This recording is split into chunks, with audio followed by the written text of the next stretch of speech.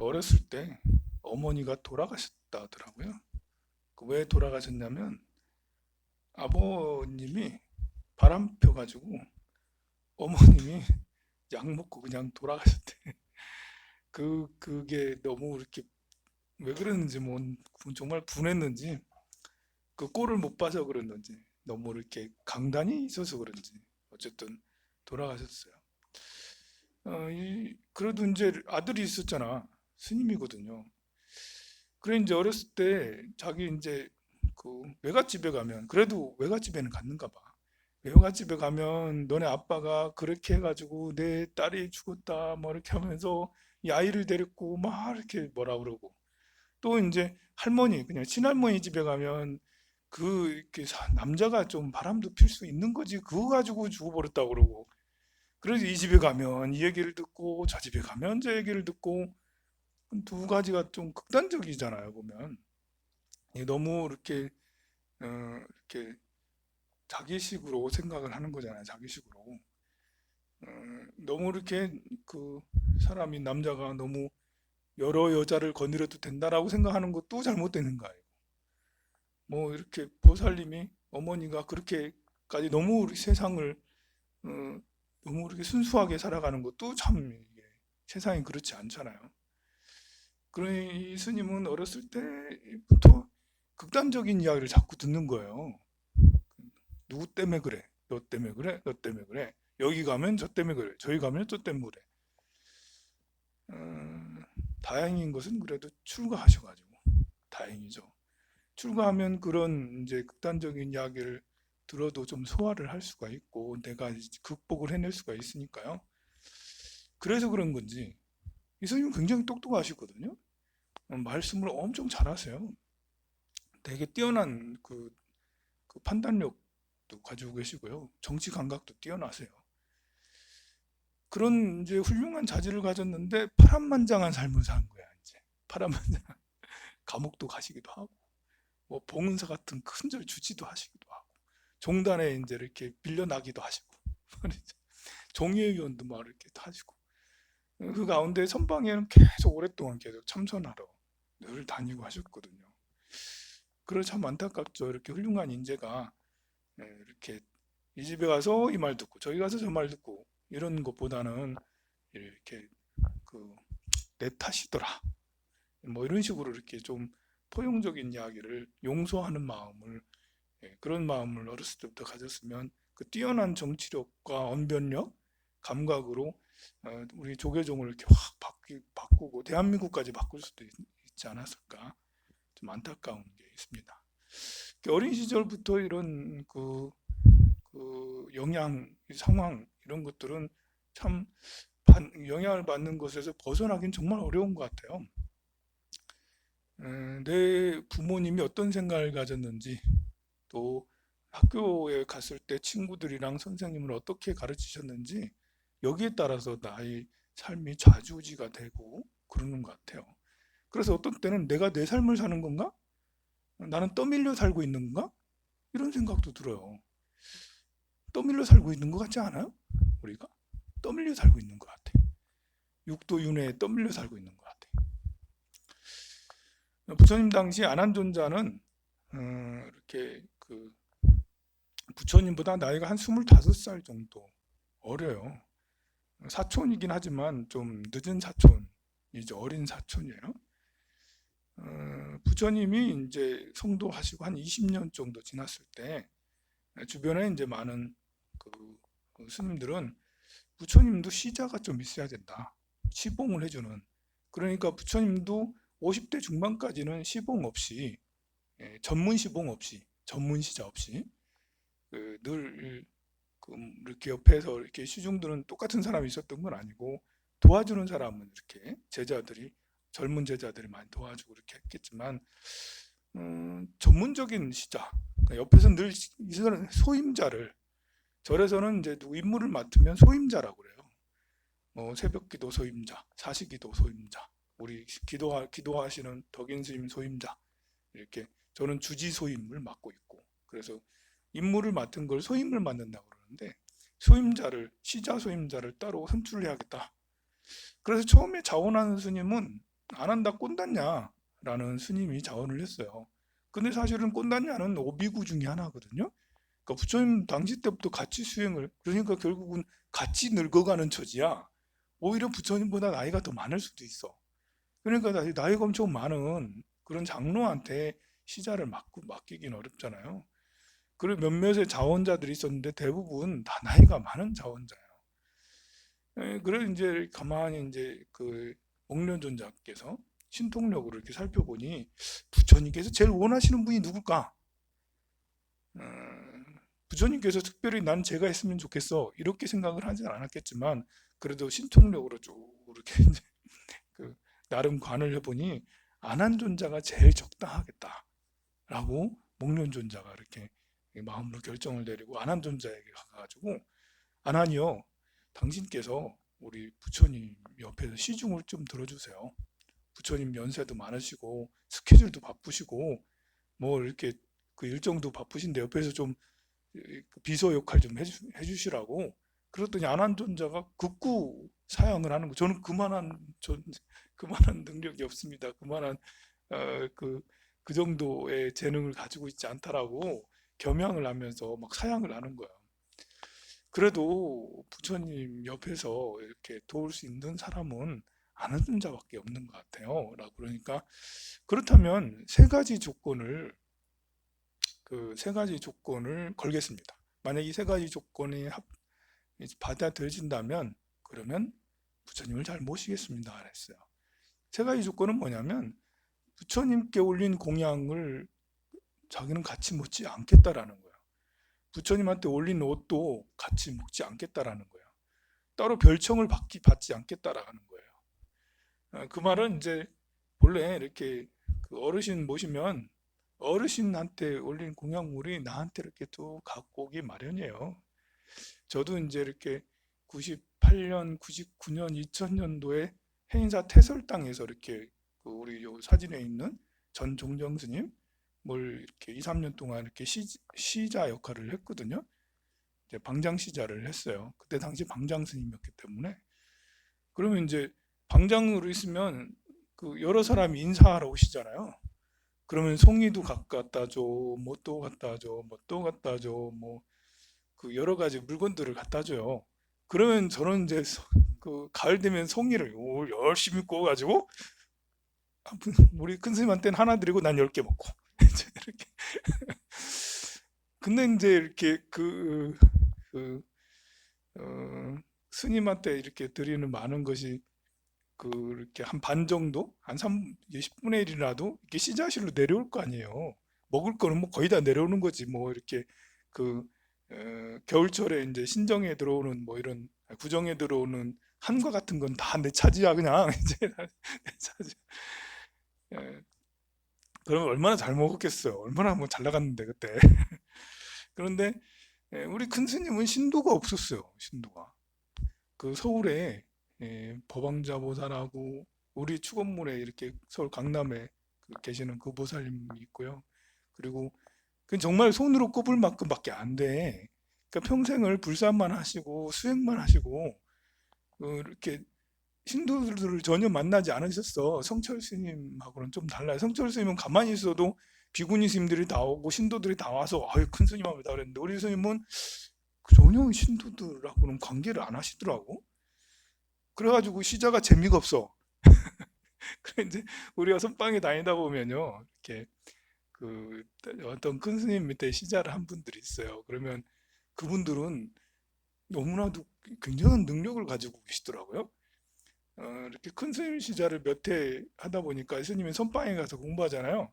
그 큰 스님 신도들이 전부 다 와가지고 대중공양을 내고 가 100만 원을 내기도 하고 200만 원을 내기도 하고 떡하고 과일을 갖고 오기도 하고 송이를 갖고 오기도 하고 뭐 이렇게 큰 스님 저분이 큰 스님인지 큰 스님이 시자인지 잘 모를 정도로 큰 스님을 따르던 신도분들이 시자를 막 이렇게 시자가 오랫동안 잘 모셨으니까 시자가 선방에 다닌다니까 다들 이제 마음을 써서 대중공양을 막 오고 막 그랬던 거예요. 근데 우리 큰 스님은 그런 분들이 없어.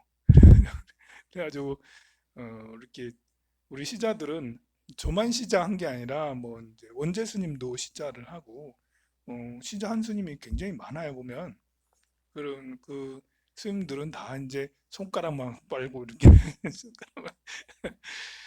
예, 본래 뭐 우리 출가해서 어르신을 모신다는 게 그런 무력을 물건을 탐하고 그러려고 한 게 아니라 큰 스님, 어르신 스님을 모시고 있으면 알게 모르게 공부가 되거든요. 어른 스님을 모시고 공부가 많이 된 스님을 모시고 있으면 나도 저절로 그와 같이 되고 따라가지 않을까 하는 그런 기대 때문에 어른 스님을 모시고 하죠. 근데 이제 실제로 막상 또 어른 스님을 모시고 이렇게 수행을 하면 굉장히 잘 될 것 같아도 뭐 그렇지도 않아요. 왜냐하면 어른 스님도 인간이고 나도 인간이니까 어른 스님을 안 모시고 나 혼자 깊은 산중에 선방에 가서 참선하고 있으면 하루 종일 참선하고 수행이 정말 이렇게 아침에 딱 이렇게 자선하면 어느덧 저녁이 딱 되고 이렇게 될 수 있거든요. 그런데 어른 스님을 모시고 있으면 왜 수행이 더 잘 안 돼? 자선이 더 잘 안 되고 이게 마음이 시자라는 것이 비서잖아요. 시자라는 것이 좀 약간 둥 떠 있는 상태가 되는 거예요. 아무리 큰 스님은 혼자 하루 종일 방에 계시고 그 공양하시고 이제 이렇게 그 방을 빙빙빙 도는 거 안 하시거든요. 누구도 안 만나시고 그 매일 새벽에 일어나면 108배를 하세요. 여든 나이가 90세까지 108배를 하시고 막 그러셨어. 하루도 안 빠지고 나는 이제 이렇게 방에서 하고 자고 있는데 스님은 계속 새벽에 일어나가지고 계속 108배를 하시고 그러셨다니까요. 참 이상하게 이제 시자를 하면 더 열심히 할 것 같아도 잘 되진 않더라고요. 그럼에도 불구하고 어른 스님을 모시고 하는 것은 스님의 정신을 이제 배우려고 그 정신이라는 건 하루 이틀 배워지는 게 아니잖아요. 저는 그것이 제가자들에게도 마찬가지라고 생각을 해요. 아무리 훌륭한 스님도 이렇게 옆에 멀리서 볼 때는 야 정정 스님 막 훌륭하다 막 이렇게 야 정정 스님 같은 분을 모시고 있으면 정말 아 나 그 절에 다닐래 아 나 해운정산 다니까 우리 정정 스님 해운정사 계신다는데 불교 TV 보니까 와 너무 멋져 막 이렇게 법문이 아주 훌륭해.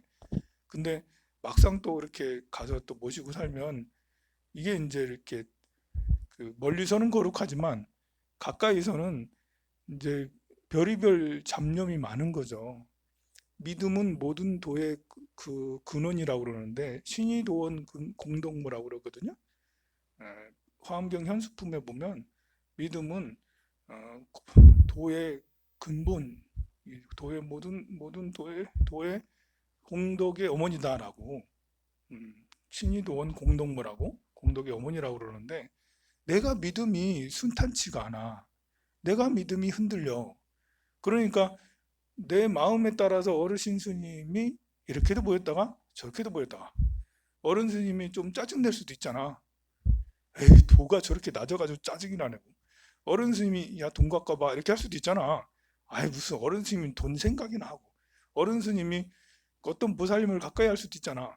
무슨 어른 스님이 이렇게 이성을 탐하고 내 마음이 이렇게 왔다 갔다 하니까 그 스님에 대해서도 스승님에 대해서도 이랬다 저랬다 이렇게 하면서 결국은 이분도 아니군 하면서 툭 떠나게 돼버리는 거예요. 그래서 아 걸막사고 가야지. 아 다른 스님 찾아가야지. 다른 스님 가니까 처음에는 신심나. 이 앞전에 모시던 스님하고는 좀 다른데 지금 강단 있고 아 멋있다 이렇게 야 스님 딱 이렇게 가다가 나는데 이렇게 해가지고 또 오시고 사는데 모시다 보니까 너무 고집쟁이야. 이제 온고집이고 틀에 박혀가지고 다른 사람들을 용서할 줄도 모르고 자기 생각에 갇혀 살아.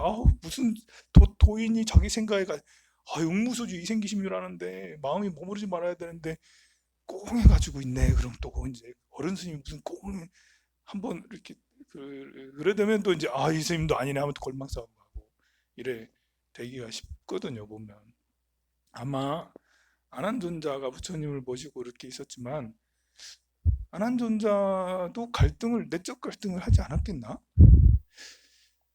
근데 경전에는 전혀 그렇게 나타나지 않죠. 그냥 이렇게 우리 추측하건대 안한존자도 아무리 훌륭한 부처님이라도 왜냐하면 부처님 당시에 여러 안 좋은 사건들이 한두 개씩 있었거든요.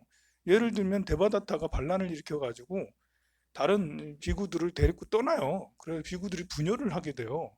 또 부처님은 막 말리는데 비구들끼리 꼬산비에서는 서로 계율 가지고 별거 아닌 거 가지고 엄청나게 싸우고, 부처님은 이 싸우는 모습을 보기 싫어가지고 저 혼자 숲속에 가가지고 혼자 이제 아무도 없는 숲속에 가가지고 혼자 안거를 지내고 막 그러셨거든요.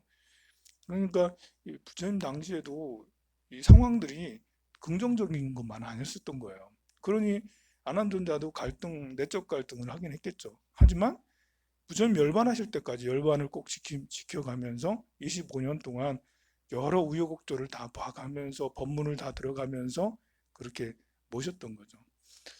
아난존자는 너무 잘생겨서요. 잘생긴 데다가 정이 또 많아. 착해요. 그래서 여성들한테 인기가 많아요. 여성들한테 인기가 많다는 건 여성들에게 잘 웃어줬다는 얘기예요. 웃어준다는 것은 이야기를 잘 들어줬다는 거죠. 그래가지고 궁에도 자주 출입해가지고 이 왕비들한테도 인기가 정말 많았어요. 한때는 꼬산비의 무슨 왕이더라, 사마와티 왕비가 그, 그 비구들을 위해서 옷을 500벌을 이렇게 가사를 500벌을 해드리겠다고 다 이렇게 하니까, 예, 아난존자에게 반해서 그러지 않았겠나. 아난존자 저렇게 훌륭하신데 이 스님들에게 내가 500벌에 500분의 스님들에게 가사를 공양해야지 이렇게 했는데, 그 왕이, 우데나 왕이 무슨 소리냐고, 이렇게 무슨 비구들이 그 새 옷을 너무 좋아하는 거 아니야?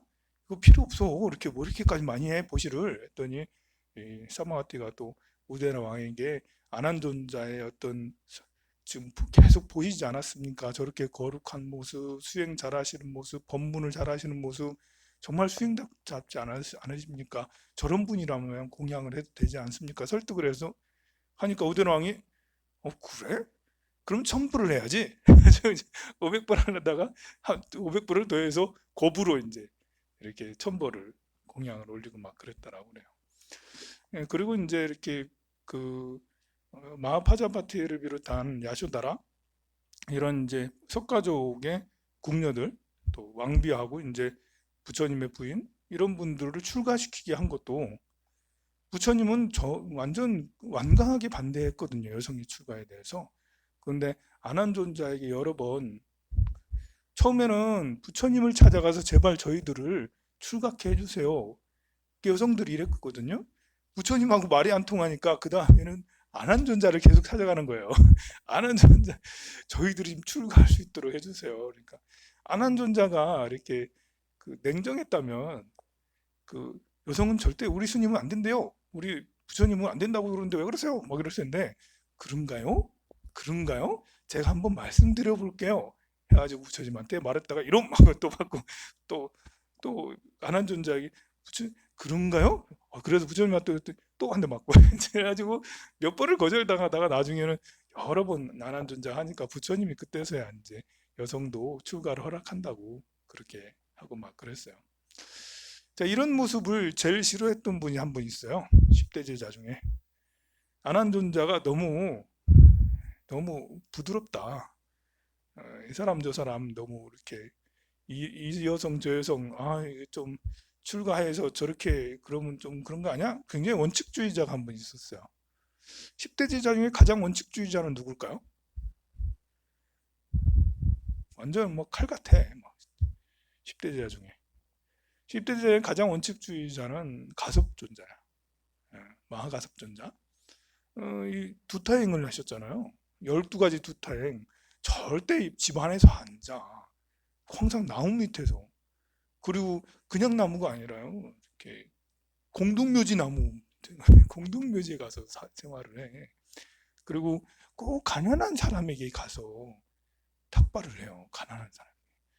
이 탁발하는 것만 봐도 반대라니까. 아난존자는 부잣집에 가서 탁발을 해요. 왜냐하면 가난한 사람이 안쓰러워. 세상에 저 가난한 사람이 먹는 거 이거밖에 없는데 저거 먹고 살겠나 싶어가지고 그 사람 가난한 집에 갈 수가 없는 거야, 아난존자는. 근데 가섭존자는 반대거든. 우리가 왜 탁발을 해? 공덕이 없는 사람이 공덕을 지어주기 위해 탁발하는 거잖아. 아니 부잣집은 이미 공덕도 많아서 저렇게 잘 먹고 잘 사는데 어렵고 힘든 사람은 조금이라도 공덕을 지어야 될 거 아니야. 그러면서 굳이 꼭 벼룩한테 가는 거예요. 벼룩한테 아무것도 없는 벼룩한테 가가지고 굳이 발을 내밀면서 한- 이렇게 공양을 하시라고 이렇게 하는 거예요. 이게 이제 영광이기도 하죠. 없는 사람들은 평상시에 공양을 올릴 수도 없었는데 공양을 올릴 수 있는 기회가 됐으니 영광이기도 하지만 정말 냉정하잖아. 그죠? 안 그래요? 정말 냉정해. 아니, 예를 들면 이렇게 지금 빛에 허덕이는 신도가 왔어. 그 신도한테 보살님 법당에 쌀을 올리세요. 쌀을 올리시면 좋아질 거야. 내가 그렇게 할 수 있겠어요? 내가 그래, 여러분 그렇게 할 수 있겠어요? 지금 빛에 허덕어가지고 오늘 먹을 것도 없는 사람이야. 오늘 먹을 것도 없는 사람인데 법당에 쌀을 올리세요. 이러고 있으면 이거 정말 쉽지가 않은데 이렇게 가섭존자는 정말 원칙이 강하셨고 그런 가섭존자의 눈에 안한존자는 야 저거는 좀 너무 빠진 거 아니야? 이러면서 이제 좀 공개적으로 공개 속상에서도 안한존자를 좀 이렇게 비하하는 그런 발언도 하고 그랬다라고 그래요. 그러면 또 이제 안한존자 팬들 있지. 안한존자 팬들은 가섭존자를 막 뭐라고 그래서 아니 가섭존자 이렇게 훌륭하신 분을 이렇게 특히 이제 비구니 스님 같은 분들 비구니 스님들이 가섭존자에게 굉장히 이렇게 노골적으로 가섭존자를 싫어하고 막 그렇게 문헌에 나오는 거예요. 이렇게 제가 지어낸 얘기는 아니고 책에 이렇게 보니까 이렇게 나와 있더라고요. 근데 참 신기한 것은 이제 부처님 열반하시고 제일 전등제자는 가섭존자고 두 번째 전등제자는 안한존자예요. 뭐 소소한 이런 살면서 있는 큰형 작은형 간에 뭐 이런 그 갈등이라기도 그렇고 에피소드가 있긴 했어도 결국은 큰 흐름으로 보면 큰형에게 갔다가 작은형이 받아서 또 그 제자들에게 이어주는 그런 거라 할 수가 있겠죠. 우리 믿음이라는 것은 모든 진리의 공덕의 어머니다라고 또 인간관계에서도 마찬가지라 믿음이 가장 중요한 것 같아요. 도의 근본 공덕의 어머니라고 하지만 우리 인간관계에서도 믿음이 정말 중요한 것 같아요. 부부 간에도 부모 자식 간에도 그냥 순수하게 믿어주는 것이 제일 좋은 것 같아요. 가족 간에는 그냥 아들이 뭐 거짓말을 하든 아들이 뭐 이렇게 사업을 말아먹든 아들이 뭐 이제 술 먹고 뭐 깽판을 치든 뭐 하든 그냥 늘 믿어주고 또 이렇게 배우자가 뭘 어떤 짓을 하고 그래도 그냥 늘 믿어주고 또 친구가 이렇게 때로는 나를 모함하기도 하고 배신을 하기도 하고 뭘 하기도 하고 그렇게 하겠죠. 인간관계라는 게 다들 번뇌에 가득해 있으니까 다들 업보 중생들이잖아. 그렇다 하더라도 난 항상 한결같이 난 널 믿어. 설사 어제 배신하고 그랬다 하더라도 네가 그럴 만한 이유가 있겠지. 난 널 믿어. 그렇게 배우자든 아들, 딸이든 부모든 친구, 이웃들이 도반이든 이웃들한테 항상 믿음을 전해주는 그런 사람이 되면 좋겠어요. 믿으려면 이렇게 원래 사람의 근본이 불성으로 가득되어 있다는 걸 확연하게 알아야 돼요. 불성이 가득한 우리 자신, 너도 불성, 나도 불성. 근본 성품은 다 불성이야. 그것만 본다면 미혹해서 업장이 두터워서 거짓말을 하고 살생을 하고 시기 질투를 하고 이간을 하고 하는 것에 대해서도 저러다 말겠지. 저러다 언제 철이 들어서 다시 불성으로 돌아올 거야. 그러니 나는 너의 근본 성품을 믿어. 라고 그렇게 하면 되겠습니다. 그렇다고 이제 그런 실제적인 믿음하고 또 관계하고 또 다른 거예요. 그러니까 믿음은 믿되 뭐 이렇게 내가 믿는 친구가 와가지고 제주도 분 땅이 있는데 거기다 투자를 하면 두 배, 세 배 될 거야. 이런 건 믿는 거 아니에요. 이런 건 믿는 거 아니에요. 어디에 뭐가 있는데 그걸 하면 뭐가 될 거야. 아파트를 어떻게 하면 뭐가 될 거야. 뭐 이런 거는 아닌 거예요. 또 얼마 빌려줘. 또 얼마 이따 갚을게. 이런 것도 역시 이제 그래요? 하면서 이렇게 해야 되는 거지. 그걸 또 다 믿고 이렇게 해서는 그거는 또 다른 문제라는 것이죠. 그렇다면 여러분들 안한존자처럼 이렇게 너그러운 마음을 갖되, 예, 너그러운 마음을 가지면 사실 이렇게 상처가 더 커요. 보면 이렇게 가섭존자는 오히려 칼칼하니 늘 편했을 거야. 왜냐하면 모든 걸 다 끊고 살았잖아. 그 수행만 하면 됐으니까. 근데 안한존자는 많은 인연에 걸쳤잖아요. 그 마음이 너그러우면, 자비로우면 많은 일에 이렇게 걸쳐져 있는데, 그러면 그럴수록 풍파가 많아요. 그래서 세상에 어떤 풍파가 있더라도, 재물에 대한 풍파가 있더라도 이건 꿈 같고 그림자 같고 물거품 같은 거고요. 이성에 대한 풍파가 있더라도, 사람이 살고 있는 한 이성에 대한 풍파가 없을 수는 없거든요. 이성에 대한 풍파가 있다 하더라도 이것은 꿈 같고 그림자 같은 거야. 또 자식이 있으면 자식과의 풍파가 반드시 있게 마련인데, 다 꿈 같고 그림자, 물거품 같은 거야. 그 살다 보면 또 몸이 이제 이렇게 아플 수도 있고 뭐 하고 그런데, 역시 마찬가지로 꿈 같고 그림자 같은 거지. 그래서 어떤 관계든 재물이든 건강이든 나를 스트레스를 주게 하고 힘들게 할지라도, 꿈 같은 거야, 그림자 같은 거야. 내 정신만, 내 마음만 행복하면 돼. 어떤 누군가 가까운 사람이 죽는다 해도, 또 설사 내 몸이 막 심장병에 걸려가지고 뭐 어떻게 한다 하더라도 마음은 항상 행복할 수 있어야 돼요. 내가 돈을 크게 잃고 마이너스가 나고 그렇다 하더라도, 그래도 난 행복해. 그리고 이렇게 눈 뜨고 이렇게 벌겋게 살고 있잖아. 얼마나 좋아. 그래서 좋은 거야. 세상 살만하지 않아? 너무 드라마틱하잖아. 좋았다가 나빴다가 그럴 수 있는 거지. 그래서 너무 말이 많았네요. 성불하세요.